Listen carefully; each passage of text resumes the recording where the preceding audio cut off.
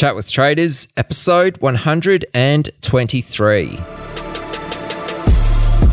This is your key to the minds of trading's elite performers, those who profit in relentless markets. Here on the Chat with Traders podcast, you'll hear about the skill sets and tactics that lead winning traders to win, so you can level up and become a better trader. Here's your host, Aaron Fifield.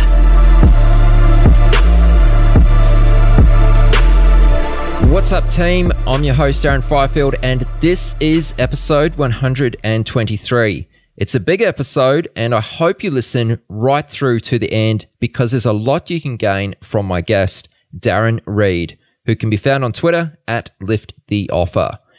Darren's been a stockbroker, the head trader at a $300 million hedge fund, and an active prop trader at Australian firms Propex, Aliom and Gensis.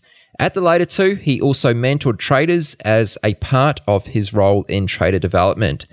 This year, 2017, Darren has returned to Perth on the west coast of Australia to establish a new proprietary trading firm with a few partners called Cygnet Trading, which is spelt C-Y-G-N-E-T. The main focus of this episode can be summarized with just a few words: grit, hustle, and intent. Further, Darren speaks about paying your dues and what it takes to be a good trainer and a good trainee, why your environment is everything, and a window into the life of a discretionary prop trader. Full show notes for this episode can be found at chatwithtraders.com/123. And that's all from me. Please welcome Darren Reed. Enjoy and pay close attention. Okay. Darren, I'd like to spend a little bit of time talking about your experience because you've done a bunch of different things. You've worked at a hedge fund, you've been a broker, and also a prop trader, which is where you're at currently. So just backing up a bit, how did you get your start as a trader? Let's start there. I guess it's a fairly convoluted story. And if I track back and kind of think, how did I get into the industry and how did I get to where I am? Like, if I'm really honest, it all kind of started at high school. So I think we probably need to go even a little further back. So, and if it sounds like I'm just telling old war stories about high school, I promise I'm not. I'll loop it around and tell you exactly how this all kind of happened. So, like you probably told from my accent, grew up in South Africa. I've been in Australia now for about 12, 13 years.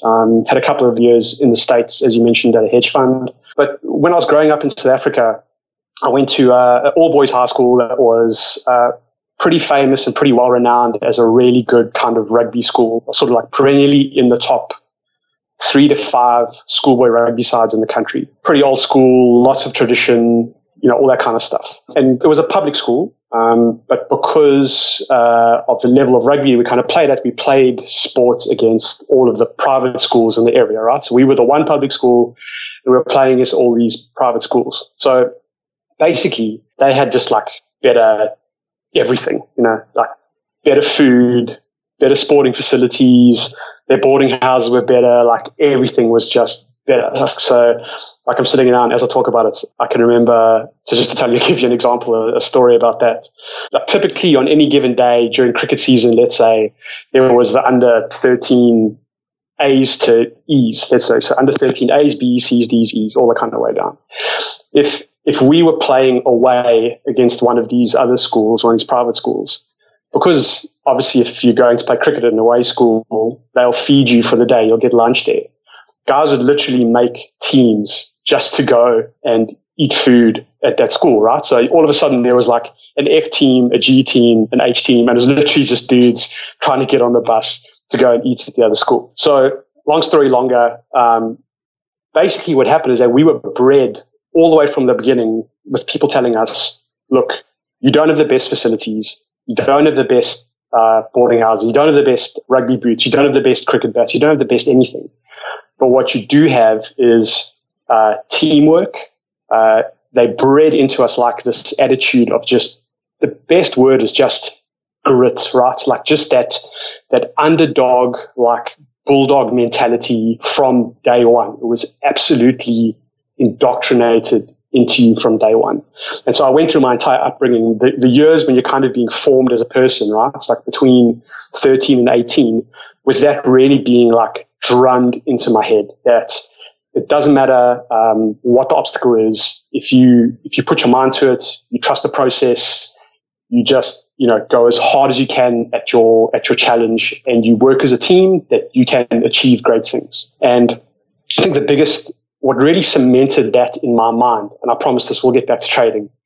What really cemented that in my mind was when I got to my last year of high school. Okay. So, like I said, very prestigious rugby school. So from day one, you get there, and I was just like, all I want to do, my entire focus in life was just, I want to play first team rugby. I want to play first team rugby. I want to play first team rugby. As long as I pass, I don't care about getting A's. I don't care about being anything. All I want is, I just want to play first team rugby. Like, that's the highest standard you can achieve at that school. So in my last year, there was actually a guy and I played all the way like through the A grades, 14A, 15A, 16A, the whole way through.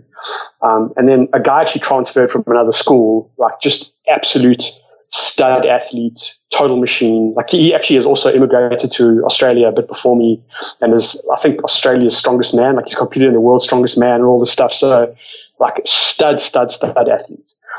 He moved over in the last year, right? So everyone's kind of like patting me on the back and going, well done, mate. You'll be second team captain, which isn't bad, et cetera, et cetera, et cetera. And I kind of sat back and I thought, you know what? I can't control who the coaches pick. I can't control if this guy's moved over. I can't control any of that. But what I can control is I control my attitude, and I can control the process, right?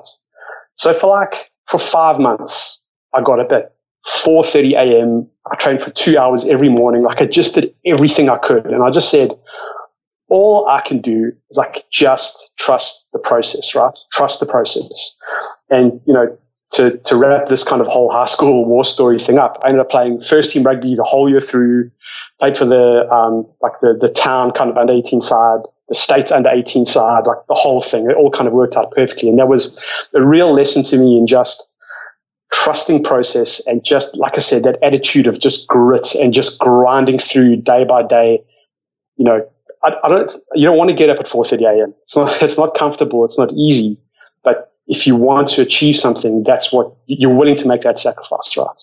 So coming out of high school, I didn't know what I wanted to do with myself. My dad's an airline pilot. My brother came out of high school and straight away went, bang, dad, flying school, let's go. I wasn't sure. Like, I didn't know exactly what I wanted to do. What I did know was that I loved being in the team culture. I loved being in a culture of excellence. I loved being in a culture of competition where everyone is competing with each other, yes, but also pushing towards the same goal. So like, if you have a cricket team or you have a rugby team, you've got, sure, 11 guys go in the field or 15 guys go in the field, but you've probably got a squad of 20 guys, 30 guys that you can pick from. And the best environments are environments where, sure, Darren and Aaron may be competing for the same spot. Okay, we're both going for that spot, and we are going as hard as we can at each other in practice, and we're both doing everything we can. But there's no animosity around it. There's no ill feeling around it, because ultimately we're doing it so that we can all achieve, right? We understand that I'm pushing you, you pushing me, and we're helping each other be better. So I knew that I wanted to be a part of something like that. Once I finished uni, I have an uncle who lives in the States, and he'd been there quite a while, and he was actually a pastor in a church. So like that's one of these huge, 1,000 people in the congregation type of thing, churches in a town in Connecticut in the States. And the town just happened to be basically one of those Connecticut towns where if you were doing really well on Wall Street, working for a bank or a hedge fund or whatever it was, you probably lived in one of these towns in Connecticut and commuted into the city every day. So, I mean, you may or may not know, but there's two towns along that line, Stamford and Greenwich, which eventually became sort of like, in the day, hedge fund central, right? Because the guys got sick of commuting into the city and started moving their offices out there. So I just said to my Uncle Mike, I was like, Uncle Mike, listen, can you kind of, help me out here? Give me a couple of interviews, whatever. And he said, mate, no problem. These guys are, they sin from Monday to Saturday, and they're in the church on Sunday repenting their sins so they can do it the week after. So basically that's how I made that connection, right? And I ended up getting an internship at a hedge fund in New York. And I was there for, I think my internship was initially for like 8 weeks, something like that. And they eventually asked me to stay. And during that time, I rotated through kind of each part of the business. So I rotated through the back office. I rotated through, the sales desk. I rotated through client relations. I rotated through legal. I rotated through all these different areas of the business. So it was a real good exposure for a kind of young, fresh-faced kid to all these different parts of the business. And the last part that I went through was the trading desk. The guys who started the hedge fund were an ex-investment bank prop trading desk that had broken off, got seeded, and they'd started the desk. And I remember like distinctly walking into that room and just going like, I am home. Like, this is where I belong. And I didn't understand, I promise you, Aaron, like I didn't understand what they were doing. I didn't understand how they were doing it. I was such a dumb kid at the time. But just the energy in the room and the way they reacted to each other, like I was back in that environment. And that's really where I went, okay, I don't know what these guys are doing.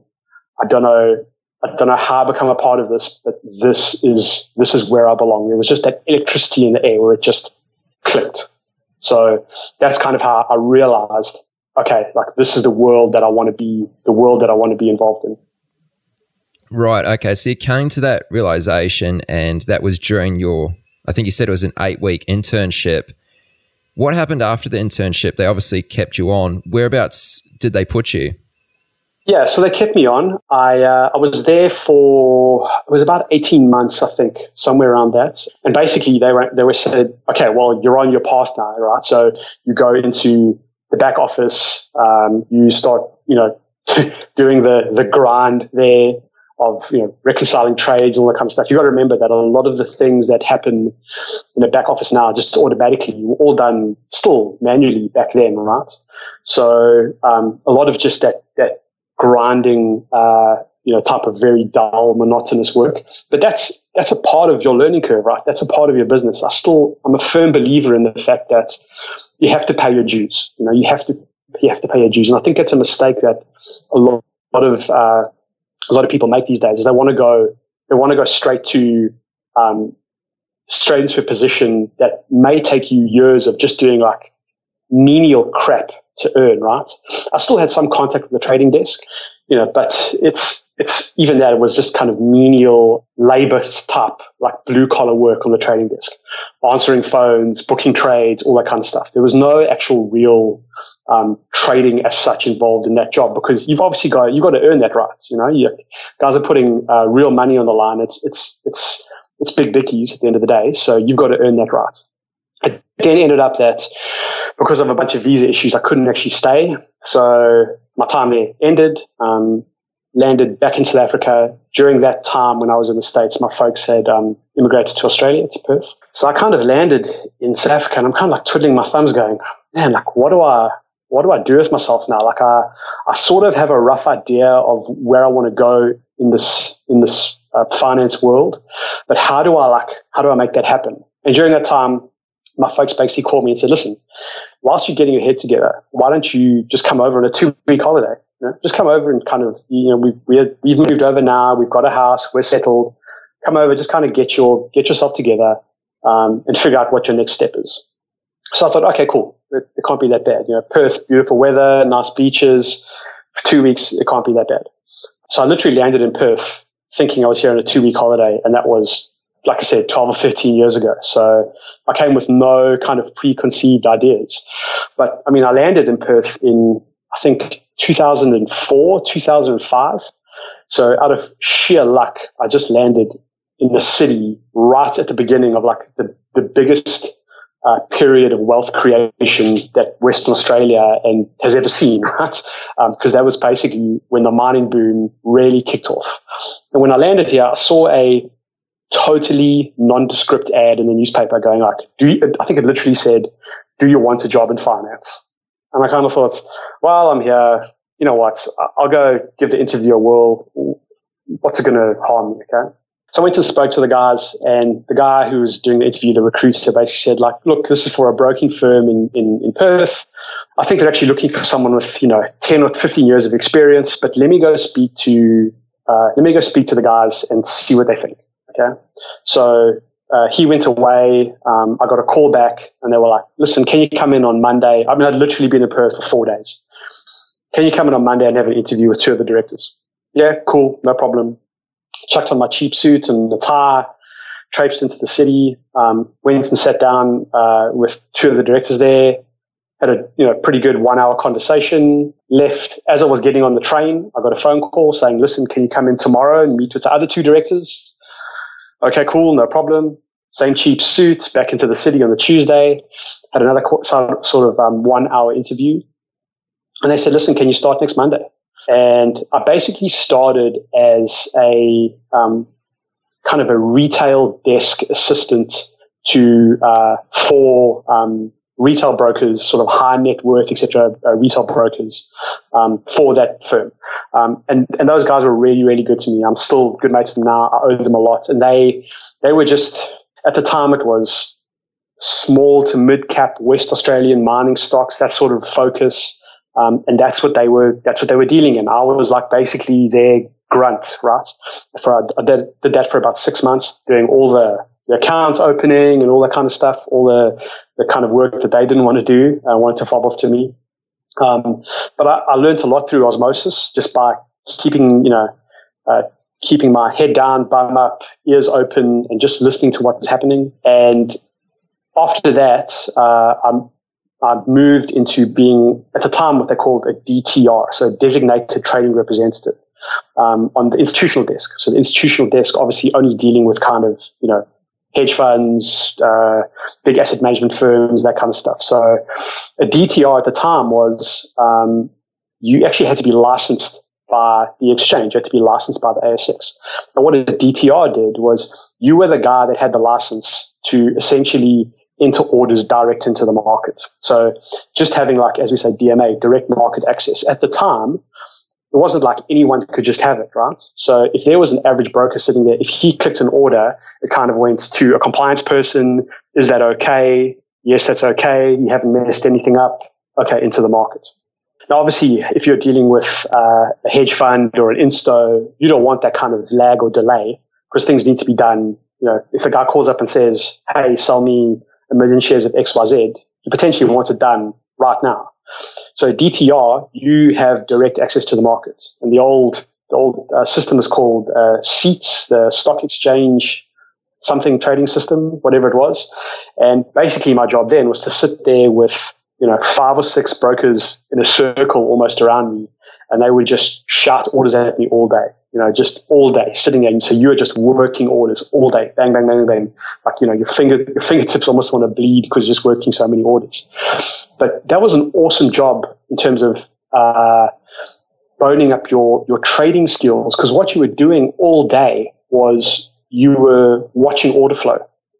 You were watching how the market trades all day, literally tick to tick, right? Because a huge part of how a broker makes money is giving good execution. So if someone calls up and goes, sell me 1 million shares of XYZ, and you do a really good job of it, those small kind of basis points or ticks or dollars that you save that guy, that potentially goes into his P&L at the end of the year. And his bonus is paid off his P&L, right? So that execution is a massive part of the game. Like obviously now, a lot of that's all disappeared because there's VWAP algos and TWAP algos, and all of that is done kind of quantitatively, algorithmically. But at the time, I would sit there with a pad of like 40 or 50 stocks on a busy day, and I'm, let's say 20 buys and 20 sells, and all I'm doing all day is going, okay, I've got 50,000 of this to sell over the day. I need to do it at the best price possible. So you start to develop a decent sense of how is the market moving. So if the market's going really bid and you're a seller, you kind of want to step back and ease off and let the buyers come to you. If the market's going off it and you're a seller, you may have to be more aggressive and kind of hit the bid a bit more, because you don't want to get left behind. Because if the market's going off it and you are not being aggressive enough, the market keeps dropping, dropping, and now you're a seller. You want to sell at the highest price possible for your clients, and you may get into a scenario at the end of the day where you've got to be super aggressive when the market is at its lowest. So you intuitively start to develop a sense of how the market is flowing in order such that you can execute those client orders as well as possible, if that makes sense. Yeah, right. So by this point in time, you've done some work at a hedge fund, you've been a broker or a DTR as you later became. What led you into prop trading? Bring us forward to that moment. I can remember a conversation I had with, let's call him old Daryl. So old Daryl was one of the old bucks at the broking firm. And I think at the time I was too naive to really appreciate some of the stuff that he said to me. But I remember him saying to me, and this guy was really wealthy, independently wealthy. You know, he was in his like kind of mid 70s at the time, and just did it because he loved it, right? He just loved the game. And I can remember Daryl saying to me, he said, boy, he said, your whole job is just to get your bum in a good seat and stay there. Okay. So, and he said, in your first, like I said, take a step back. This is when we're going through this massive mining boom, right? So there's just money flowing everywhere.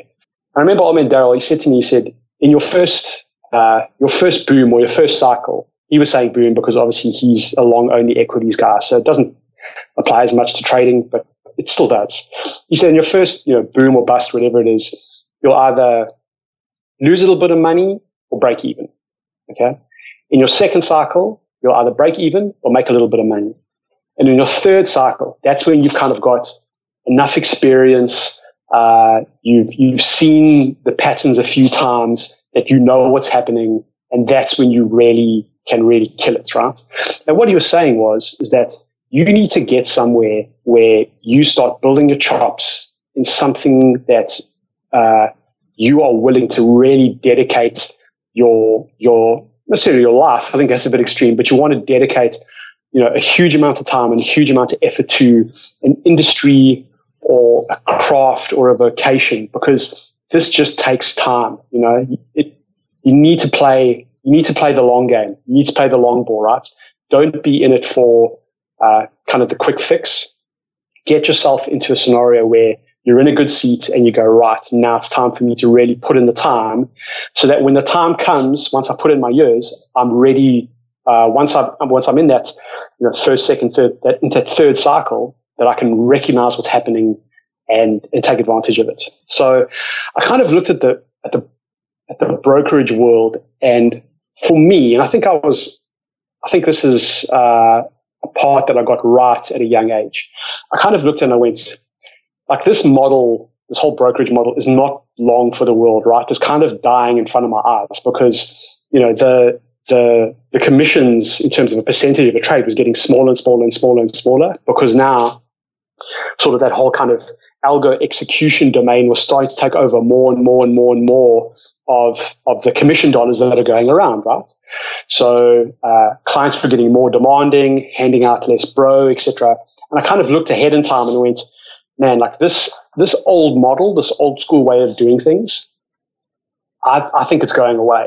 And I think that's been proved true, right? Like you look at what your average broker charges on a trade these days, it's pretty tight. Like the margins are really small, right? It also started, as I progressed from a DTR and moving more into the sales role, not there's anything wrong with sales, but I kind of felt like, every day I was trying to make chicken shit look like chicken salad, if that makes sense. That was all I was doing all day. And I think the biggest thing was that I developed a sense of self-awareness, okay? And I think this is a huge part of what has helped me navigate my way through this world, is that I think I'm quite self-aware, and I understand what my strengths are and what my weaknesses are.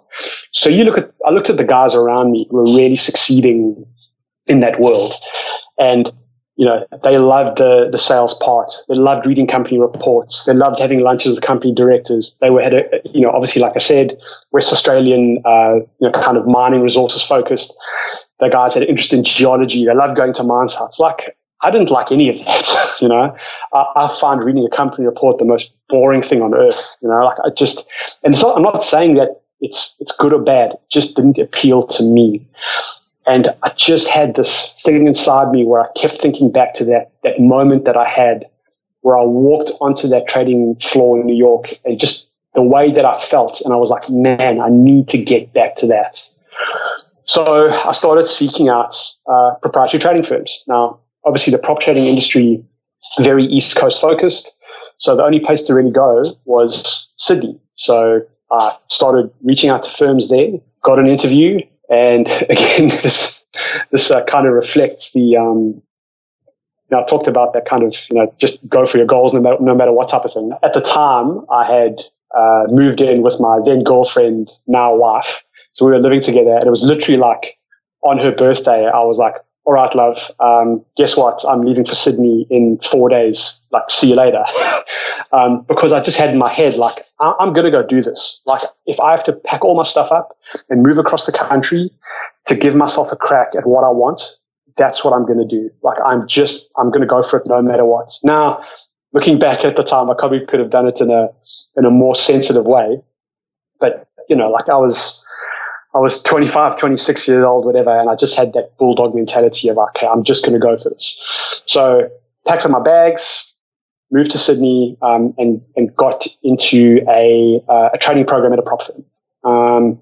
Went through that, and kind of that's how I got my start in the proprietary trading industry.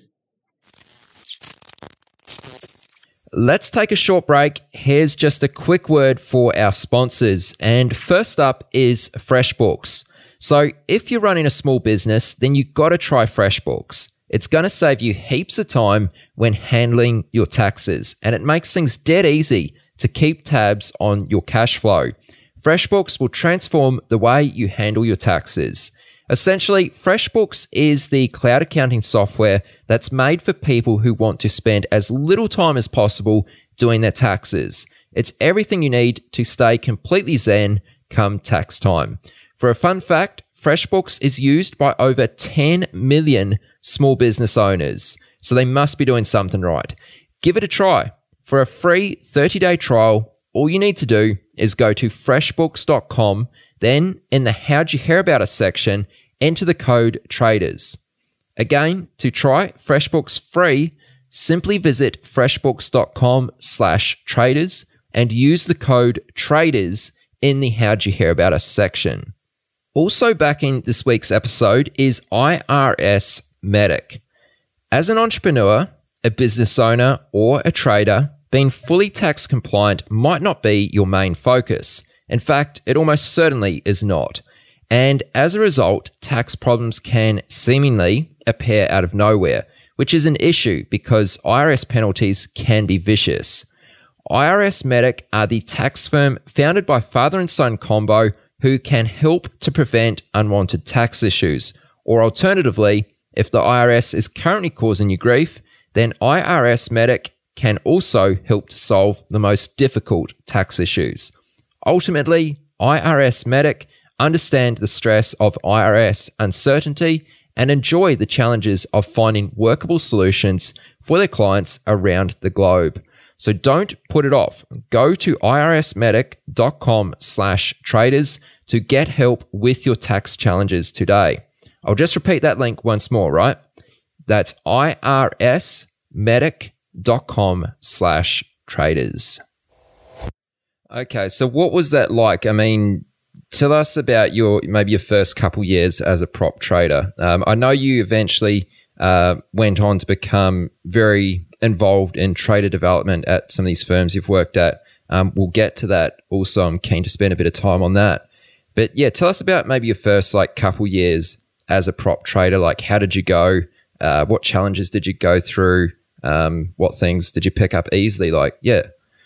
Well, I mean, I think what happened to me was the worst thing that can happen to a beginning trader, and that was I had some success early on.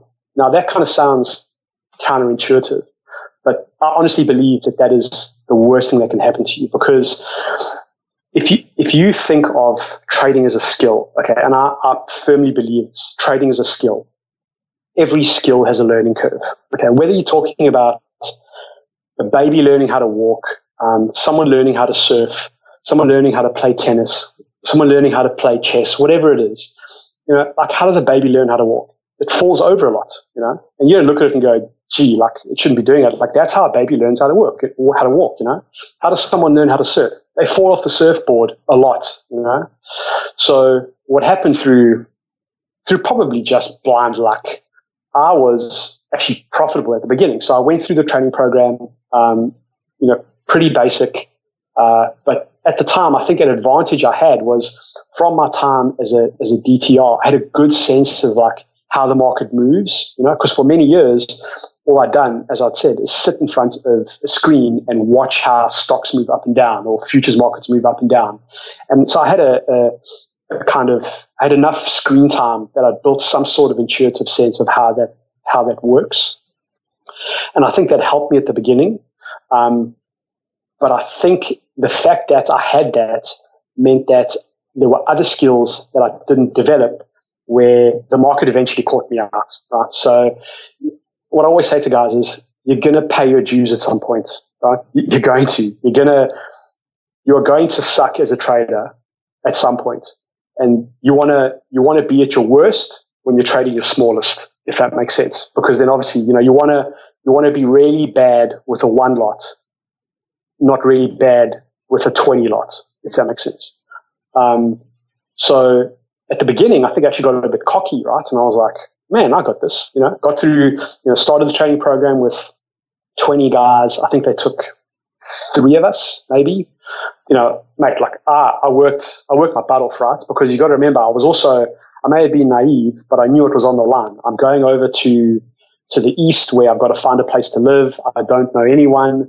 I'm not earning any money. Like I'm only on a profit split, right? So I understood how much was at risk. I was lucky that I had a bit of money in my pocket from the kind of Perth days after that whole mining boom that I could facilitate that. But it's hard, like particularly for someone coming interstate, because what you really want as a beginning trader is you want as little financial commitment as possible. Because if you go through the natural learning curve that we've spoken about, like when someone's learning how to surf, they fall off their surfboard. Fine. They get wet, they get cold, no big deal.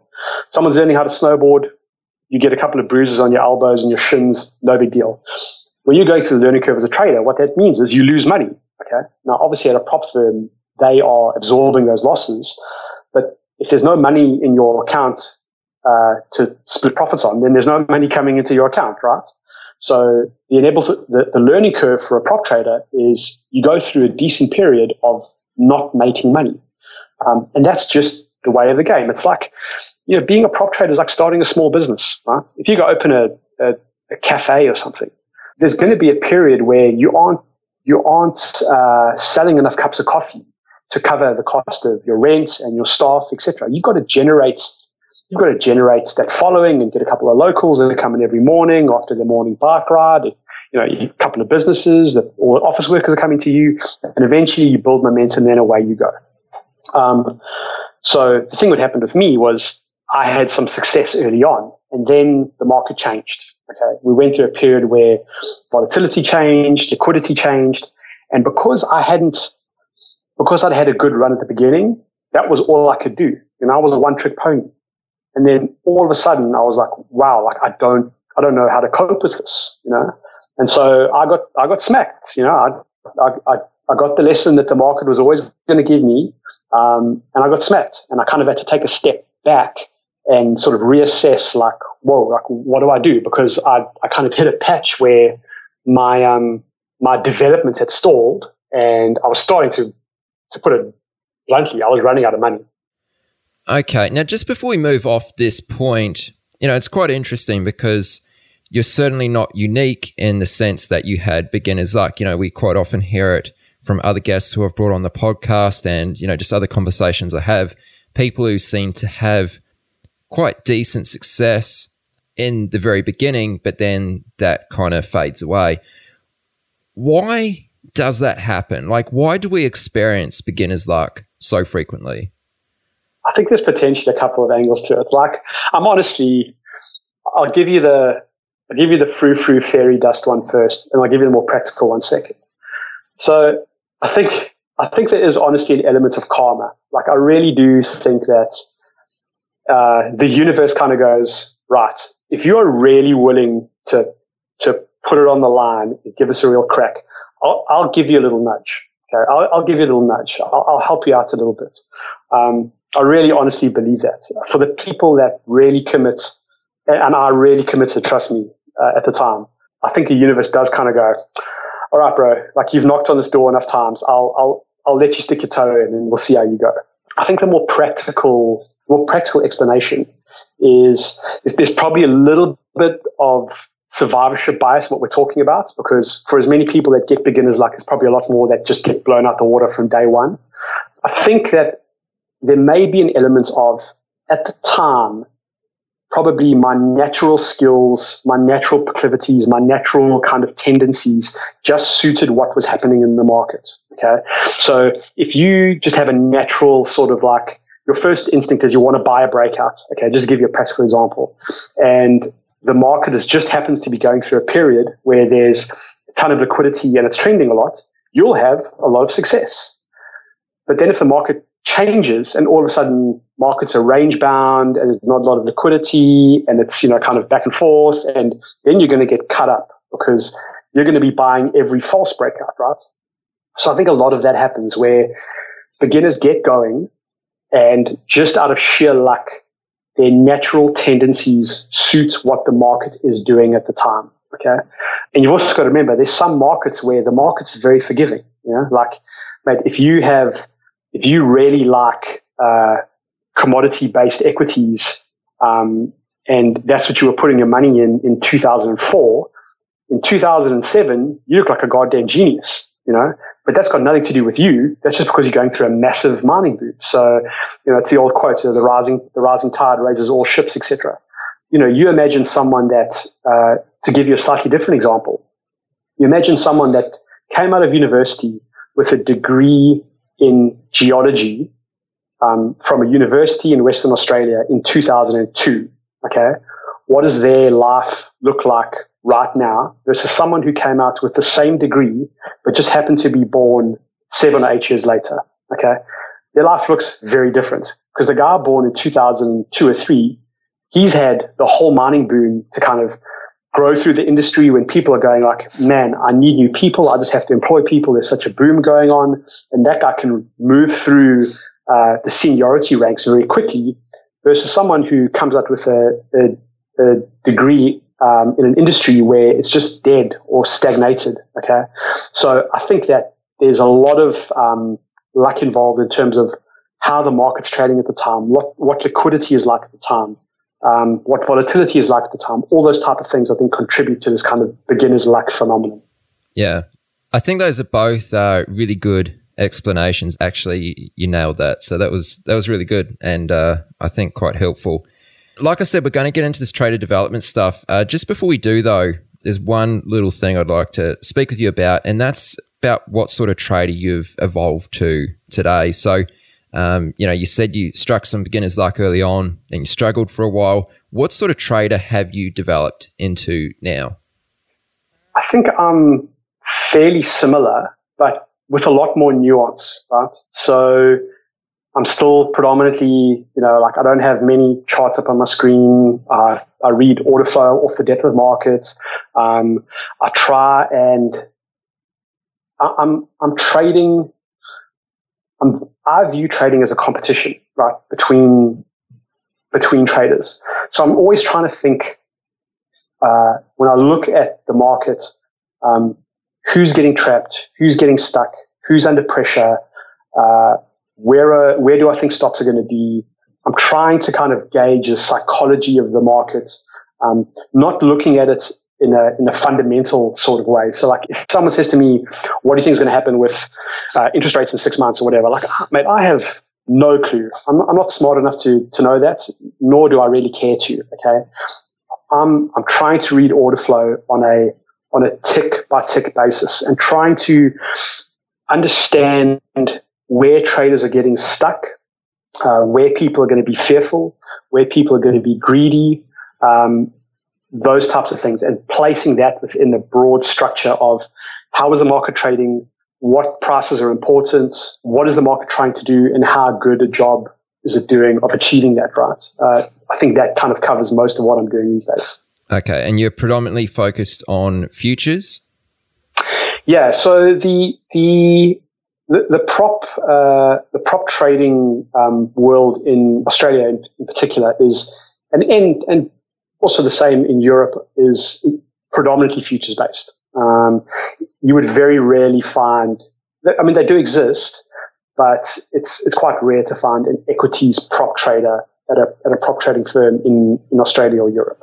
Okay. This is actually one of the things I was going to bring up with you, is the fact that many Australian firms actually trade very similar products. There's not much kind of diversity. How come, and do you think that's a good thing, a bad thing, or indifferent? I don't think it's a good thing, but I understand why it happens. It happens because it's very difficult to move away from something if you're making money doing it. Okay, so I'll put it to you this way. Okay, so after the GFC in 2008, there were a lot of traders trading certain styles. It just kind of got blown out the water, all right? Like the volatility just got them, right? And they kind of blew up and went away. And then there was another style of trading that kind of got through that GFC volatility relatively unscathed. And I think that most of the trading happening in Australian prop firms now is a derivative of that style. Okay, now obviously everyone kind of brings their little twist and nuance to it, but most of the guys are trading a similar style on similar products, right? Now that can be a good or a bad thing. Okay, the reason that it's happened that way, in my opinion, is that prop firms came out and went, okay, well, what's working now? Okay, that's what we need to move towards. The reason why I think it may potentially come back to bite prop firms is that, like we've just said before, the market changes, volatility changes. And what I've seen over the past couple of years is the amount of dollars out there to be had trading that style is progressively getting less and less and less and less. So if you're trading a certain way, the market's getting more efficient at arbing out kind of the little inefficiencies that you are exploiting. Okay, so to give you an example, and this has happened in the US for guys trading that way. It's happened in Europe for guys trading that way. Now you're starting to see it in Australia. Is that, let's say the guy's mainly a US 10-year notes trader. Okay, so for the style that he's trading 10 years ago, let's say he was making, and I'm just throwing out random numbers here, let's say he was making $250K a year. Okay, to make $250K a year, he would need, let's say, limits of 100 notes. Okay, 5 years later, to make that same 250K, he now needs 250 notes. Okay, because he's making less per trade, so he's got to trade bigger to earn the same amount of money. Nowadays, that guy needs 1,000 notes. Okay, because the markets are pretty tight. Like we're in a zero interest rate environment, all those types of things. So risk managers are now, I think, starting to look at this and go, hang on, like this doesn't make sense, because if this guy's trading 1,000 notes and he gets whacked, just like every trader gets hit at some point, that's a lot of damage to our P&L, right? So I'm actually of the opinion that some of the old school ways are starting to come back. And I think the old school way of trading, if I can put it that way, those skills are starting to come back into vogue now. So I think you potentially may see a shift in the way firms conduct what products they trade and how they trade them over the next few years as those new opportunities arise. Now, having said that, a lot of the geopolitical things may change that. Like, you've got the big Don in the US and all that, where all of a sudden there's a bit more volatility, there's a bit more movement. So, those kind of inefficiencies may come back. In terms of the same product set, mate, I'm 100% of the opinion that it's much better to have a diversified group of traders. Okay, like I think that's just absolutely fact, because if you have a room of guys all trading the same product and trading the same way, if that stops working or they get smacked, there's nowhere for you to go, right? Because you've got 10 guys all trading the same thing, all trading the same product, doing the same thing. They're all going to get hurt, okay? So having a diversified spread of guys trading different periodicities, so different time frames, different strategies on different products, I think that's the correct way for firms to go. It's very much, it's a casino model, right? So if you think of the Crown, here in WA or Melbourne or any casino around the world, if obviously, most traders will know that the casino games have a house edge that varies between various games, but it's always edged towards the house, right? But the edges are very small. Okay, so as an example, let's say that in blackjack, the edges, I think it varies between 1% and 4%. Okay, let's just take somewhere in the middle. Let's say the edge is 2.5%.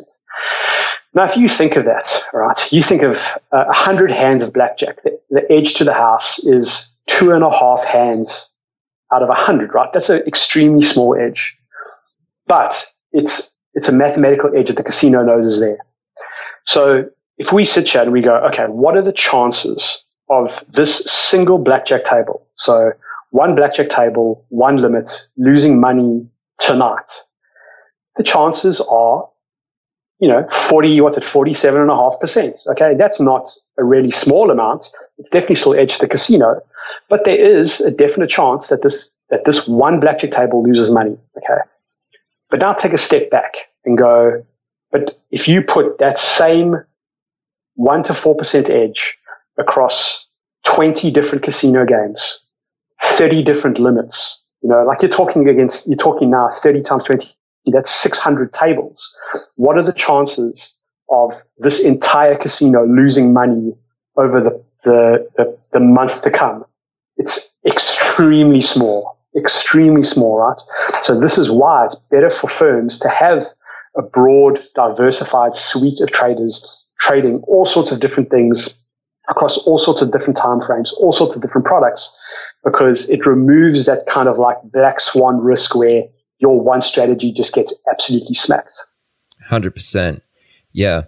Well, Darren, let's move on to the trader development aspect. So tell us how long it was before you actually became involved in the trader development space, and what did that look like? Like, what sort of things were you doing on a day-to-day basis? Post my first experience as a prop trader, I then actually got a job at a hedge fund in Sydney. So pretty decent size. Like we had like $300 million under management, something like that. So not huge, but not small either. And I was head of trading, right? So I walked into that job going, man, like this is it. Like I've done it. I'm at a hedge fund. I'm head of trading. We've got a couple of $100 million under management. Like all I need to do, like we spoke about old Daryl and getting a bum in a good seat.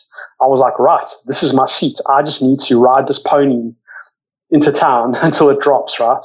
Like ride until the wheels fall off. And what happened was that when I got back into the hedge fund industry, I very quickly realized that world had totally changed post the GFC. Okay. So, mate, like one thing that I've realized, when people lose money, even if it's their fault, it's very difficult for them to put the blame on themselves, and they're looking for someone to blame, and they're looking for people to sue. So what happened was that hedge fund world had become extremely regulated. And so where I wanted to get onto a true trading desk and be involved in trading, I now found that my entire job as head of trading at a hedge fund was, like doing transactional cost analysis reports and sitting in meetings with brokers to try and squeeze the last couple of basis points out of them in terms of our execution, and worrying about, sitting down and making sure that every I was dotted and every T was crossed in investment mandates, and just real like boring crap. And so I kind of went, man, like I was very lucky at the time. I had an amazing boss. The guy who ran that hedge fund was just probably the best boss I've ever had. And he was really good about the whole thing, where I kind of went like, this is just kind of not what I was expecting. And the role wasn't going where I wanted it to go. The industry had changed.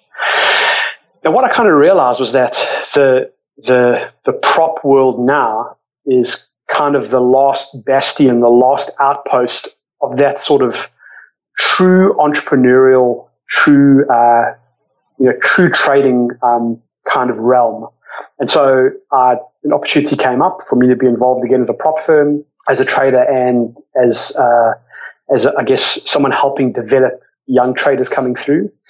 And because I'd been through that experience, and because I'd kind of been through the heartaches and been through the ups and downs and gone through a training program, kind of seen the good things and bad things about it, and dealt with people mentoring me, and because of my background in sort of, like I said, I'd bring it back, my background in understanding what a proper environment for someone to excel in is, I thought this sounds like a really cool opportunity. And so that's how I got started.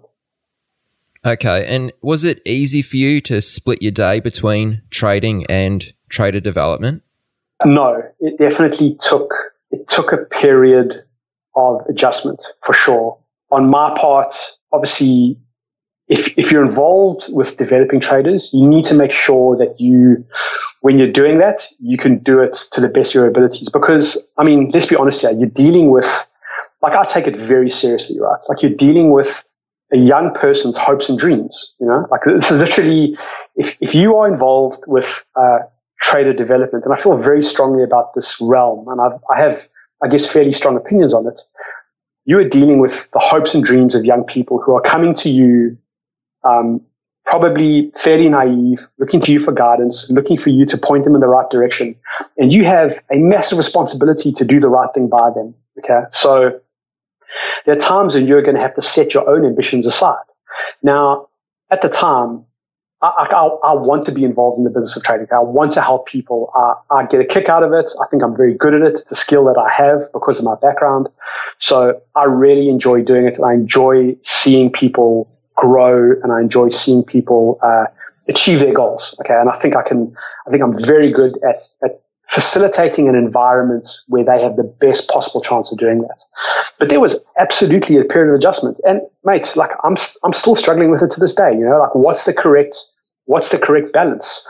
I find that you have to be, in terms of trading, you've got to be much more focused on, okay, what are the things that I'm really good at? And I just really need to focus on doing very few things simply, okay? And I need to realize that there may be times when I have to set my own personal ambitions aside in order to help the bigger group, right? Like this is the ultimate definition of if the team wins, I win. Okay, so, going back to the rugby scenario, like you have to go into this going, if the team wins, I win. So maybe my personal ambitions as a trader have to be scaled down a bit. They don't disappear, obviously, because I don't think it's right that you can just stop trading. I think that is, I don't think you can do that either. But you need to realize that if you are going to develop someone as a trader, you need to be able to give them the utmost attention when it's necessary. Okay, you can't be kind of half focused on trading and half focused on someone else. Like you can be when you're with them, you need to be with them. Okay, so I think it's definitely an adjustment. It's something I'm still struggling with a balance with, but I think I've got much better at it.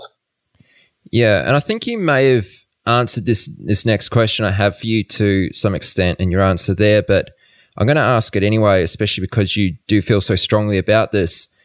What makes someone a good trainer? Like, what are the things that a good trainer does? I think a good trainer is, and again, I know I'm repeating the same things, but I think they're very important. I think a good trainer is self-aware. So what I mean by that is if you're looking to find a mentor or you're looking to find a trainer, and I apply all these things with myself when I'm looking for mentors in business or life or whatever it may be, they are self-aware. What I mean by that is they know what their strengths are and they know what their weaknesses are. Okay, so if someone comes to me and asks me a question about, I don't know, trading currencies or trading mid-cap stocks or whatever, I'm going to say very bluntly, I don't know. Okay, like I just don't know. If someone wants to do, if someone comes to me and goes, can you tell me about candlestick patterns and all this stuff, like my very honest answer is I just don't know, I know what I'm good at and I know what I'm not good at. And I think you need to look for people that are very transparent and very honest about what they can teach you and what they can't. All you want someone to do is to tell you about what they have experienced and what is the truth for them. Because in trading, the truth is different for everyone. Okay. It's like a golfer's swing. Your true swing is going to be different to my true swing. Okay. So it's different for everyone, and you want someone that accepts that and understands where their strengths are and where their weaknesses are, and focuses on their strengths, not trying to cover up their weaknesses. I think that a good mentor or a good trainer is transparent. You want someone that is transparent about the grind, right? You want to be someone that's transparent about the fact that, like, this is hard. You want to be someone transparent about the fact that they also have their struggles. You want to be transparent. You want someone that's transparent about the fact that, like, you never figure this out. Like, you never solve trading. It's like saying you solve trading is like saying you can solve golf or tennis. It's a dynamic system. You'll never solve it. So people who say, I figured it out, or, that's just such BS, and this is like, I said you want someone that's transparent about the grind and transparent about the hard times. Like, I have a massive issue with people pitching trading as some sort of glamorous lifestyle. Like, Aaron, if you said to me, how do I know that someone is not right? I would be like, if you pull up a video or a profile picture, whatever it may be, and it's them standing in front of their Ferrari or trading off their iPhone from their yacht, like, that's BS, right? Because I don't know a single profitable trader. And trust me, I know a ton of guys that make a lot of money doing this and been doing it for a long time. Not a single one of them trades with their goddamn phone. Not a single one of them trades from their yacht. Most of them, don't own fancy cars. Like, this is a craft. Okay, this is not, gee, look at me at my penthouse in wherever and look at amazing how I am and I've made X amount of dollars per day. Like, that's BS. This is a grind, And if you look at the guys that are really good out there, that's what they're showing you. Okay, they're saying to you, this is bloody hard. Like, this is damn hard. Chances are you won't make it on your first crack. Like, guys who come on and say, I've blown up 3 accounts, but I kept struggling and I got through. And I know there's a couple of your guests who said that on your show. Those are the guys you want to look for, right? Like, because those are the guys that are showing you, like, I've got scars from this, I've bled for this. I didn't figure this out in one day. I still haven't figured it out. I'll never figure it out. I'm constantly evolving. I'm constantly having to essentially relearn trading, because, like we've said, the market changes all the time. That's why you have to constantly be evolving as a person and as a trader. So you want someone that shows you that. You want someone that says to you, like, this is bloody hard work. And there you've described a good trainer. How about we flip the coin here? How about a good trainee? What makes a good trainee? All I can speak about is the guys that I've seen do well. Okay, so the guys that I've seen do well, and I'm talking about someone who walks in literally going, I don't know what a bid or offer is. I don't know what a futures contract is. I don't know anything, right? To succeeding as a trader, making money, kind of living the dream that they want to. And then, once they get to that point, it's up to them, right? How far they take it. I think the number one thing, and again, this is why I took the time to tell that boring high school rugby story. The number one thing is grit. Honestly, mate, it's just, you need to be like that bulldog that gets his teeth around that bone and just will not let go. Like, because this is going to be a slog. It's going to be hard. It's going to take you years. The struggle is never going to end. Like, you got to keep grinding all the time. So grit is the number one thing for me. Someone just has that fire in their belly and has seen a bit of hardship. Like, one of the number one things I look for when I'm interviewing guys, I want to see that you've had a bit of hardship in your life and you've got through it. Okay. So I'll give you an example. You building this podcast. Okay. it definitely hasn't been easy. Okay, like I don't know the ins and outs, but I can tell you right now, there's a lot of people doing podcasts out there, and very few that have had your sort of success and your sort of reach, and been able to get the people that you have onto your podcast, right?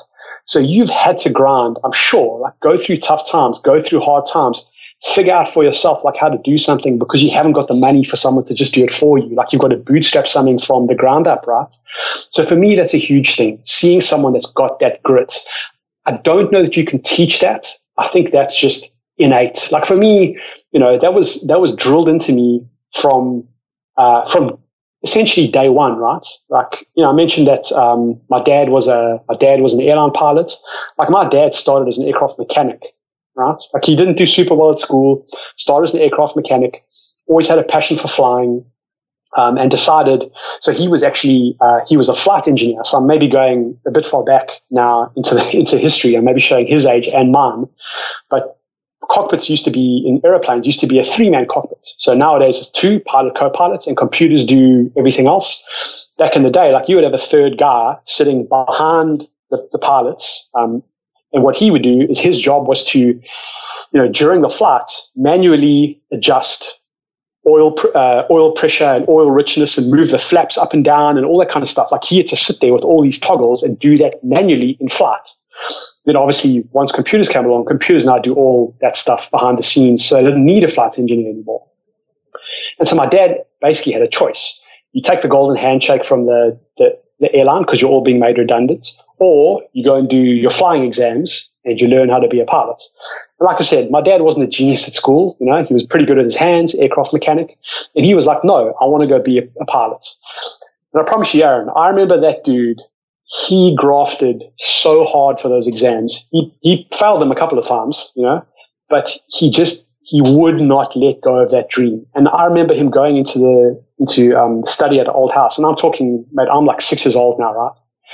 And just studying for like literally 14 hours a day, and to put in that amount of work for weeks on end, go away, not pass, go back and do it again. Just like, I am not going to let this go. And I think that's why I say I don't know if you can teach it, right? I think someone needs to have experienced that or seen a real life example of that in their life to really understand the kind of what I'm meaning when I say true grit. I think another thing you need to look for is competitive drive. Like you want competitors, and I think when I say competitors, everyone thinks sport. I don't. Okay. Mate, if you're competitive at Tetris, you're competitive at World of Warcraft, you're competitive at, I don't know, whatever it may be. You play in the local, touch footy league or whatever it is. But I think you need a competitive drive, because whether you like it or not, this is a competition. Okay. Trading as a proprietary trader is a competition. And the earlier and the more traders can think of this as a competition, the better off they will be. I think you need someone that's intelligent, but not too intelligent. Okay. I think people make a mistake that they think that the smarter you are, the better chance you have of succeeding. I've actually seen, I don't want to say I've seen the opposite, the dumber you are. But what I have seen is that people that are like super, super smart, the mistake they often make is they come in and they try and figure everything out. Like, why is the market going up? Why is the market going down? Why did the market pull back like that? Why is that bid not dropping? Why is that offer keep refreshing? And mate, the thing I've realized is that you can't figure this out. Like you need to let go of trying to figure out every single uptick and downtick. So you definitely need someone that's smart, but not so smart that they think they can figure out the markets, right? And I think that one of the biggest things is you want to come into this as a trainee, as an empty cup. Okay. You want to come in not with any preconceptions or not with any preconceived ideas. And this is why prop firms generally prefer people that have zero trading experience. Okay. So someone that's been trading for a couple of years is often more difficult to train than someone that comes in like literally knowing nothing, because someone that comes in with a couple of years experience, there's probably a lot of ingrained bad habits that you have to remove. So someone who comes in as an empty cup, and someone who comes in with the attitude of, this is a skill that I need to learn for myself, okay? So you don't want to walk into this going, tell me what to do, okay? Like, to come in and go, guys, tell me what the setup is, okay? Tell me what the setup is, and then I'll do it. Like, what are your best setups, okay? Tell me what to look for. Tell me what the exact pattern is, okay? So if I'm talking about, right, if you see absorption on the bid or offer, well, how much? Well, I don't know. There's no exact number, right? Because, like we've said before a bunch of times now, the markets are constantly evolving and constantly changing. So what absorption or rejection or whatever kind of order flow sort of setup you're looking for, that's going to change. It could literally change from day to day what you're looking for. So you want to step away from this kind of tell me exactly what to do mentality, okay? And what I always say to guys is, it's almost like if you imagine a tennis player, okay, and they're sitting in the change room before they walk out to play in a big final, and they're sitting with their coach, and it's kind of the last final preparations before they walk out. And the tennis player turns to his coach and he goes, okay, so what shots should I hit? Like, what's his coach going to say to him? He's going to go, what do you mean? And the guy goes, well, what shot should I hit? His coach is going to go, bro, I don't know. Like, it depends, right? Like, all I can tell you is these are your strengths. These are your weaknesses. This is what I think your opponent may do based on his strengths and weaknesses. And then you have to go out and you have to play the game, okay? And what shots you're going to hit depend on a million different variables. Like, what's the weather like? What's the score? Are we in the first game or is it match point against us? What shot has my opponent just hit? Is there wind or is there not wind?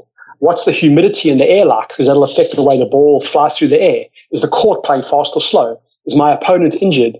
Am I injured? Is my opponent tired or not? Am I tired or not? Like, there's so many different factors that go into what shot should I hit in a tennis game. But what young traders do is they want to be told what shots to hit before the game even begins.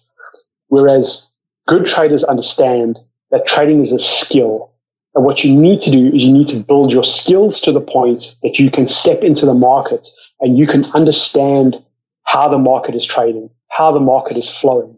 And then you can go, right, given that I understand how this market's trading and how it's flowing, and I think I have a good sense of what's happening, how do I, based on my strengths and my weaknesses, take advantage of that?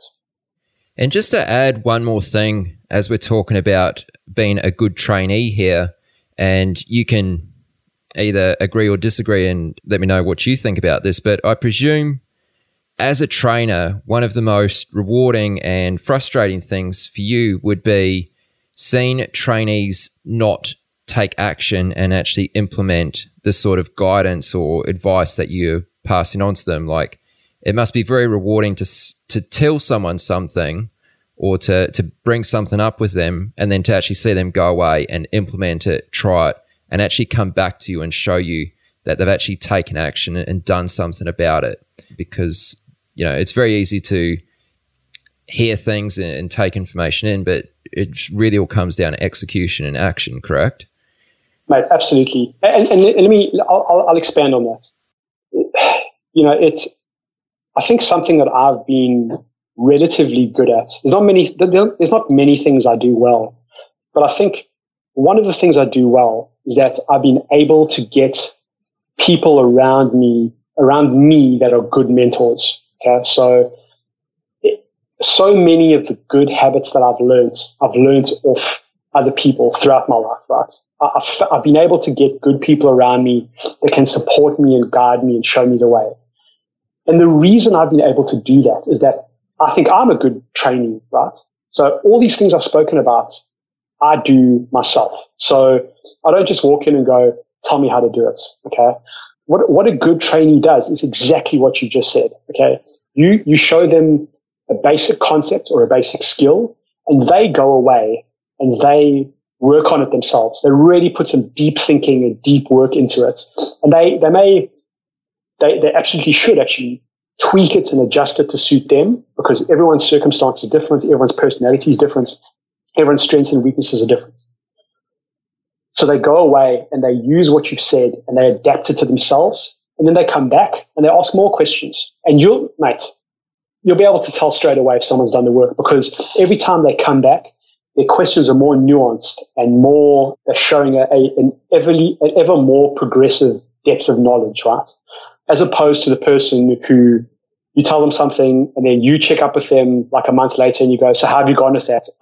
Well, I heard what you said, but I kind of I didn't do that. I did this and I thought that, oh no, this would be better and blah, blah, blah, blah. Like, I'm not saying that everything I say is gospel, but if someone comes to me for my opinion and I give it to them, at least give that person the respect of actually going away and thinking about it, right? It's like if that person comes back and goes, I really thought about what you said and I did a ton of work and respectfully I disagree, perfect. I have no issues with that, because that's you finding your way. But someone who isn't even willing to put in the work, it can get very frustrating. But mate, the way I've seen a lot of people come and go in this industry. Okay, I've seen a lot of people go through training programs and not get through or quit or whatever it may be. I've seen a ton of people come and go. Someone asked me the question once, like, do you think you've ever let someone go that could potentially become a really good trader? And I'm like, of course I have. I'm a human being. Like I'll make mistakes, right? Or maybe someone comes to us at not quite the right time in their life, where they actually need a couple of more years of maturing. And in 2 years' time, they'll get through the training program and they'll be away and they'll be profitable and they'll be a really good trader for the rest of their careers. But right now, the timing's not quite right, but the thing that I've always said to them is that I put my head on my pillow and go to sleep like a baby every night, because I know that every person that comes in, I give them my 100% that I can.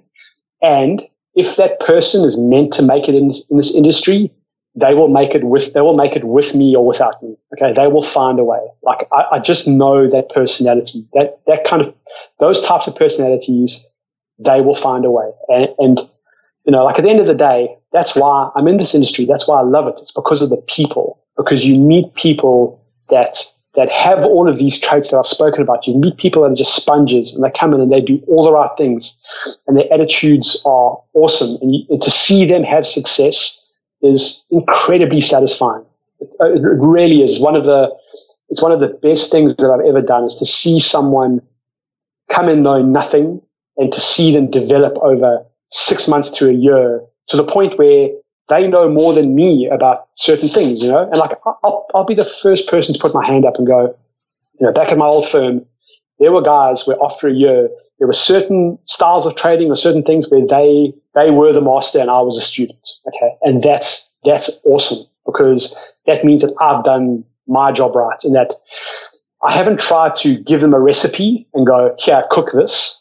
What I've done is I've taught them how to cook, if that makes sense. So a great chef, he doesn't need a recipe book, because he understands taste and he understands flavor combinations, and he, through intuition and experience, can understand how to cook things. So you put 50 ingredients in front of a room of 10, 3-hat chefs, and they'll go, sweet, we don't need a recipe, and they'll come up with amazing dishes, right? But what too many people do is they want the recipe, they want the setup, okay? This is not about setups. This is about developing skill. I'd like to ask you a few questions, I guess more specifically about prop trading. And naturally, I presume that you might be somewhat biased on these, which, is totally reasonable. But why do you think being in a prop firm increases your chances of success? This was something you said to me off air, so I just want to bring that up. Okay, so like we've spoken about the fact that I think I've been lucky to get a couple of really good mentors in my life. So one of my closest friends, who was best man at my wedding, we get really well, very close. He's taught me a lot. He was in the special forces in the military for a long time. Okay, so I think like 10 years in the army, 8 years in the special forces. And I remember saying to him, because he's like if you think about how many people try to get into an environment like that and fail and can't get through the selection, all those types of things. I kind of said to him, like, what made you different? Like, what kind of got you through? Because if you look at the guy, he seems like a totally normal, average bloke, right? So I said to him, like, kind of what made you, what helped you get through this? And when you were in that scenario, when you were through selection, how did you kind of stay with the pack, right? Because you got to remember, those guys are the best of the best, like the top 1% of the top 1%, or whatever you want to say. And his answer was, environment is everything. And I'm going to say that again because I think it's so important. Environment is everything. And that's why being at a prop firm, in my belief, increases your chances of success exponentially. Because if you can get into a prop firm that has its environment right, your learning is accelerated so much. Okay. So my mate basically said, I'm nothing special, but when you get into that environment where everyone is pushing to succeed, pushing to excel, and all working together to be the best they can be, and you see how, like, I've been saying that same thing from my high school story all the way through, that's where you just get lifted up by the pack. You get lifted up, right? Because, again, as we said, the rising tide lifts all boats. So when you get into a prop firm that has its environment right, from the moment you walk in that door to the moment you let me rephrase that. From the moment you wake up in the morning to the moment you put your head down to the pillow and go to sleep at night, and probably in your dreams, all you are doing is eating, sleeping, breathing, shitting, training. That is all you do, okay? So you walk in, guys are talking about trading. They're talking about what happened last night. You sit in on a morning meeting, right? Guys, this is what we can expect today. This is the news that's coming out. This is the significant order flow that happened last night, because the guys trading the night session, it's now the end of their day. They're still there.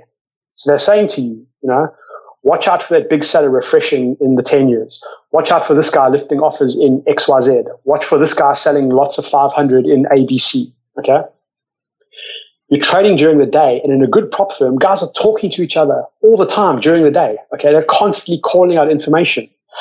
As a modern trader, there's so much information that you have to take in, right, that it becomes very difficult to watch everything on your own. So being in a room where guys are calling out order flow, calling out bid and offer changes, calling out new highs in this, new lows in that, this has just gone bid, this has gone offer, there's an iceberg on the bid and whatever, that's unbelievably helpful. It just accelerates everything. And then you have a good trade, you get up and walk to the kitchen to get a drink of water, your buddy's there, how did you go? Oh, no, I puked.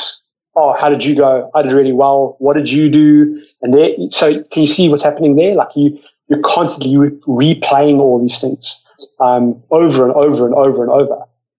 You're going to hopefully have good mentors that will sit down with you and go, okay, guys, we've just had the morning session.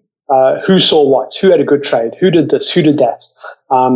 It's the old Mark Bellafiore one good trade, right? Like you turn one good trade into two good trades, into three good trades, into four, and your number of repetitions just increases so much that your learning curve is massively shortened, because the average trader sitting at home just can't replicate that. It's very difficult to replicate that. Okay, so I mean, I think there's a few options nowadays where guys can get a taste of that.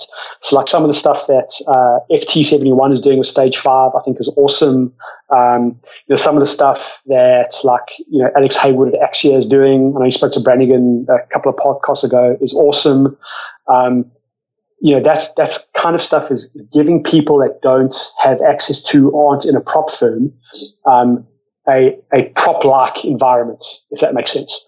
But still, to me, the best chances of success are getting yourself into a prop firm with a good training program where you can be around traders and just kind of learn through that osmosis and repetition and being in that professional trading environment. Okay. So with this being said, let's say someone is at home. let's just come up with a scenario. They've been trading 3 years. They don't have any fancy education. They've just been putting in a lot of hours trying to make it on their own at home. They've been trading for about 3 years. Let's say they actually want to now become a prop trader because they've heard all the positive things you have to say about it. What are the first steps? Like, how do you go about it, and what sort of firm should you try to get into? Because there's many different sort of prop firms as well. Like, some are very quant heavy firms, some are very discretionary, point and click. What are the first steps? Let's just break it down. Okay, well, I think if you want to get into this world, your first step is like there's a lot of information obviously out there in terms of well, let me take a step back. I think there's enough information out there for people to get a rough sense of who's who in the zoo, right? But I totally understand how someone sitting there could be going, man, I'm a bit confused by the terminology, or I'm a bit confused. Is this guy good? Like, this guy wants me to do this, and this guy wants me to do that, and this guy's website's really good, but whatever. I understand it can be really confusing. Like, the one thing I'll say is, like, reach out to me. Honestly, I'm quite happy to take emails from anyone, right? I'm happy to answer questions. Like I said, I know my strengths and weaknesses. If I can't help you, pretty sure I can point you in the direction of someone who can. But that said, the decision for someone like that is really, okay, what stage am I in my life? Okay, because let's say you're someone that's, as you've said, been trading for a couple of years from home, but you still live with mum and dad, you have no debt, and you're about to finish uni in 6 months. Your set of decisions is very different to the set of decisions that someone who's got a mortgage, a wife, and 3 kids can make. Okay, so like I said that part of being a good mentor is, or a good, all that is being transparent. So let me be very transparent. This is much easier to do if you have as little financial encumbrance as possible. Okay, that's just a fact, because sitting down at a prop firm and sitting there going, oh, geez, I've got to pay the mortgage. My wife's been on my case. I haven't earned money for 6 months. What am I doing? Blah, blah, blah. Like, the pressure to earn money is going to start making your decisions for you, if that makes sense. And you're not going to be in the right frame of mind to make good trading decisions. Now, that doesn't mean that someone who's sitting at home can't make the switch. So if you have a decent track record, that's your first start. Okay, your first start is to reach out to prop firms and go, this is my story. This is what I've done. This is what I want to do. Here's my track record. Okay. Now, the number of times someone has come to me and said, I trade from home. I want someone in the prop industry to back me, et cetera, et cetera, et cetera. And I've gone, cool. You sound like you got a good story. You sound like you're keen. You sound like you're earnest. Can you send me a track record? Crickets. Okay, like, you hear nothing back, right?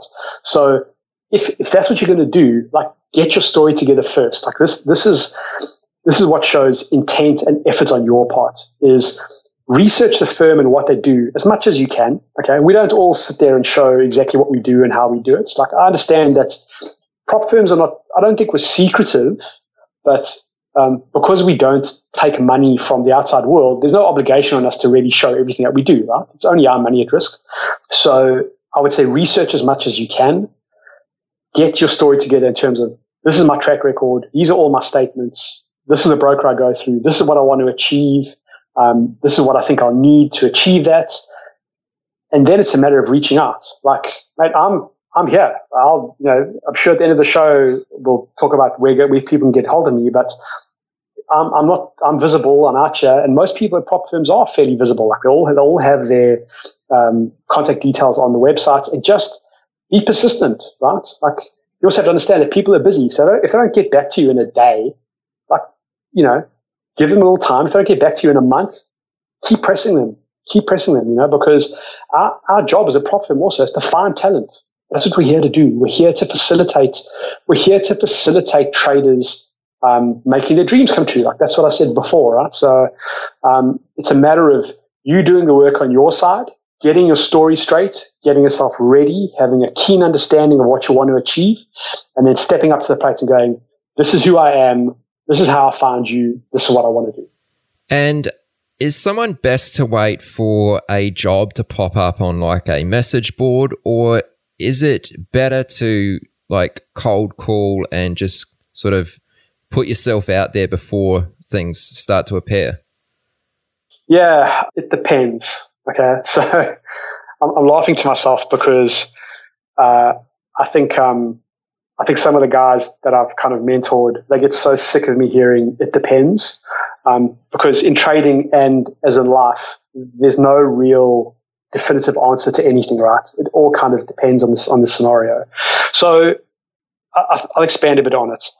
I think that someone reaching out kind of just out of the cold, out of the blue, there's no ad or anything. It's not, something up on some job website, anything like that. That shows intent, okay? Like me personally, I like that, right? I like it if, and it's a big if, I like it if the person is reaching out when they have done the work on their end, okay? So they reach out. I don't want someone to reach out and going, so I'm kind of keen on trading. What do you guys do? I'm like, bro, come on. Like you can do better than that, right? Someone that has done some work on their end, I'm happy to talk to, right? I think, obviously, if people are advertising, you want to jump at that, okay? You want to jump at that. But this business is not, to me, this is not a business of, okay, we're going to recruit once a year. Like, I'm always recruiting, okay? I'm always interested in talking to someone that I can help and that can help me always. Like the door's never closed, right? So I think it really depends. Obviously, if people are advertising, they're saying we're actively looking for people, so you should absolutely go for it. But if you're at a point where you're like, I'm ready to go now, like, there's no harm in reaching out if you do it the right way. Sure. And just going back to an earlier comment you made about getting together a decent track record. Now, just to be clear on that, it's not absolutely compulsory that you have a decent track record prior to a prop firm actually giving you consideration, correct? It depends what you're asking consideration for. So if you're walking and going, I don't want to go through a training program. I know what I'm doing. I'm a good trader. All I want is I want to plug into you for capital. I want to plug into you for infrastructure. I want to plug into you for the back office / compliance stuff. I want to plug into you for all those things that a prop firm also gives people. And we can talk about all those different things a bit more if you want. Then you're going to have to show that you know what you're doing, right? Because you're basically stepping up and going, you see that Ferrari there? I want to take it on the track right now. I don't want you to check my driver's license. I don't want you to do anything. Like, I know what I'm doing. I just want to go from day one. Now, for a firm to do that, they're going to want to look at you from their side and be satisfied that you're a good risk to take. So you're going to have to prove that you're a good risk to take. Okay. Now, what do you need to prove that you're a good risk to take? It's going to be different from firm to firm, right? So I can only speak for myself. For me, if someone steps up, I want to see at least a 1 year and preferably a 2 year kind of profitable track record, right? And even the 1 or 2 year number is kind of misleading, because if a guy is like a long-term trend follower and he's like, well, I'm massively profitable because the guy's done 3 trades over 2 years, and the markets he's trading have been just trending over that period. I'm going to go, well, you haven't really proved everything because your sample size isn't big enough, right? And also the markets have been trending whilst just happened to start trending when you started, and they've been trending ever since. So you haven't seen a period where the market's range bound and whipsawing and you're going through a drawdown. You haven't learned how to deal with that yet. So even though he's got a 2 year track record, his sample size is not enough. Now, the opposite is someone comes in and goes, I've built and not that this would happen, it's kind of an extreme example, but I've built an algo that trades 50 times a day, and I've been running it for a year, and I've got, X number of thousands of trades, that's a totally different story. That guy could probably get back to maybe after 6 months, because after 6 months, he's done thousands of trades. He's doing 50 trades a day, right? So it really just depends. I think that a lot of the stuff, Aaron, I think it comes down to like, as us Aussies are getting more and more keen to say, the pub test. Like you need to kind of look at it and go, right, does this pass the pub test, or has this person not really done enough work? So that's a scenario getting backed where you just walk in and they go, cool, what limits do you want? Here's your account that you log into, away you go. Okay.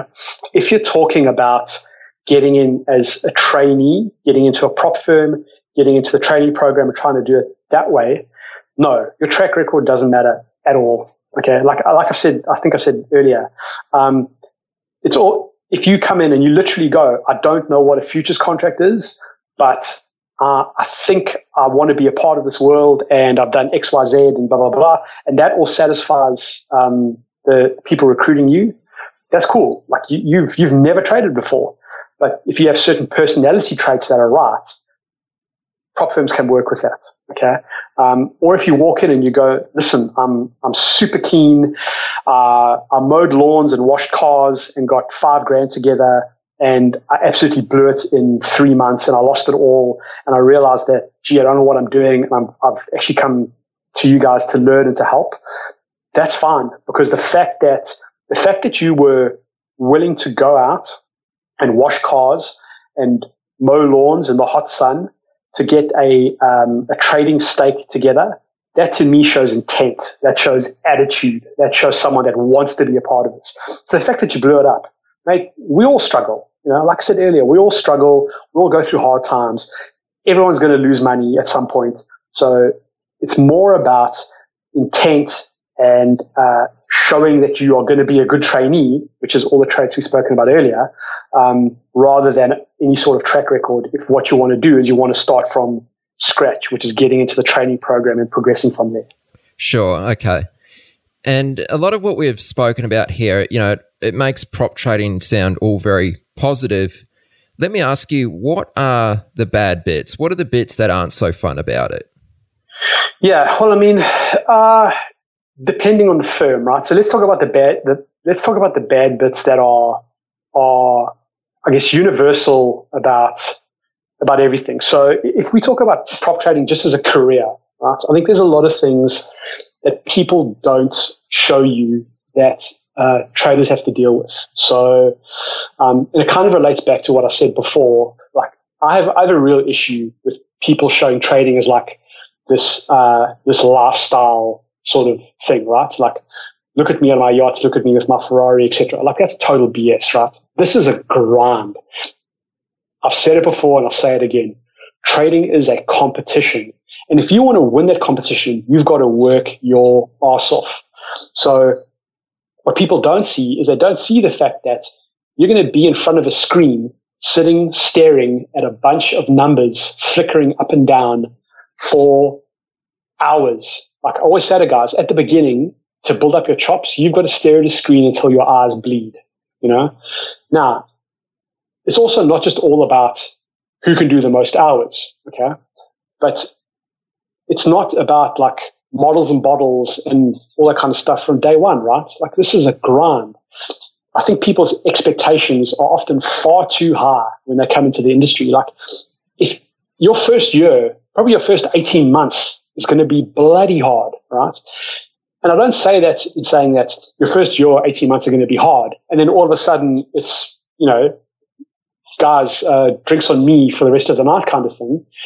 That's just you breaking through the, I don't know what the hell I'm doing stage. You've then still got to get through the, okay, I'm making a bit of money, but I'm still not doing all that great stage. Then you've got to get to the, gee, I think I can actually do this long term. I'm starting to do okay stage. And only after that can you start progressing to the stage, hopefully, where you start making good tin, right? So people don't talk about the learning curve enough, I don't think. People glamorize trading far too much. I think that people don't talk about stuff like boredom, right? Because sometimes there's not a trade to be done. Depending on what your style or proclivity or tendency or strengths are, there's not a trade to be done. So how do I deal with the boredom of sitting there going, I just don't see anything happening right now that I want to do, because the flip side is you start trading when you shouldn't trade. You start over trading. So, and that you don't want. So you need to find a way to deal with boredom, right? You need to deal with the fact that your income is going to be very variable. You're not getting a salary where it's like, okay, I get the same amount of money in my bank account every month. This is a game where you could have a guy who turns around and he tells you how much he's made that year, and you go, wow, that's a lot. And he made it all in a 3-week period. Okay? Now you think of what his year looks like the rest of the time. He's struggling. He's break even. And he gets to month 11 and goes, man, like I haven't earned any money this year. And then he has a 3-week period where he absolutely kills it, and now his year looks great. That's an extreme example, but that's the variability of income. Like I've said before to a bunch of guys, is that this is a game where you can make your week in a day, you can make your month in a week, and you can make your year in a month, and you can set yourself up for the next 5 to 10 years in 1 year. Like I've seen traders do that. I've seen guys come out where they just have an absolutely stellar year. I'm thinking of one guy in particular, a really good friend of mine, who came out of 2008, and he was sitting at the beginning of 2008 going, I've got the 3-bed, 2-bath house, but I really want to expand because the kids have to kids have to share a bedroom and really could, have a bigger house, etc. To at the end of 2008, basically buying a house cash where him and his wife will live their lives and die, right? It's like the dream house. So that stuff can happen, but it all sounds great when you talk about the upside. But the downside, dealing with that variability of income, of not knowing when your next dollar is going to come. And mate, to be honest, the pressure of being essentially a solo small business, because like I said before, as a trader, you're a small business. So as a small business, you live and die by your own hand, right? You asked me earlier about it being frustrating that you try and teach guys and they don't do it. No one can click the button for you. No one can click the button for you. So everything you do is by your own hand. And that pressure can build up, right? It can build up on a person's mindset and mentality. And it's very difficult to maintain the rage, so to speak, for long periods of time. It's very difficult to maintain dedication to the process over long periods of time. It's very difficult to embrace the struggle over long periods of time. It's very difficult to embrace competition in particular. I don't know how many times I've said this is an extremely competitive environment. And nowadays, to be frank, people don't like competition. Like we denigrate competition, if that's the right word. That kind of love of competitiveness and achievement is kind of being, in my opinion, sort of bred out a little bit of society. And that's why I think more and more people are starting to struggle when they come to a prop firm, where it's like, people are just absolutely going as hard as they can to be the best they can. Some people find that very intimidating. So, there's a ton of stuff that I think people underestimate about trading, that they think it's all fun and games. But I promise you it's not. It's bloody hard. But having said that, there is no other industry, literally no other industry on earth I would rather be in. Wow. That's a realistic window into the life of a trader. Let's start to wind this down, Darren. We're getting on a bit here. Time's gone really quick. I know you're in the works of, in the midst of starting up a prop firm of your own, establishing your own prop firm. How's that come along? Whereabouts are you at with all of that? Yeah, mate, we're getting pretty close to launching. So I've moved back over west to sunny Perth for family reasons. My wife is from here. Like I said to you before, my folks immigrated to here, so her family's here, my family's here. And we wanted a bit of a lifestyle change. Her folks are now retired, my folks are retired. We want to kind of, we had a really good time on the East Coast. We both, kind of progressed our careers very nicely. But we felt it was time to move back over west. And so I landed here, and I kind of like I love trading. I love helping traders, and I'd learned a lot about the business of trading whilst I was over the kind of past 5 years. And I really feel that there's some spots where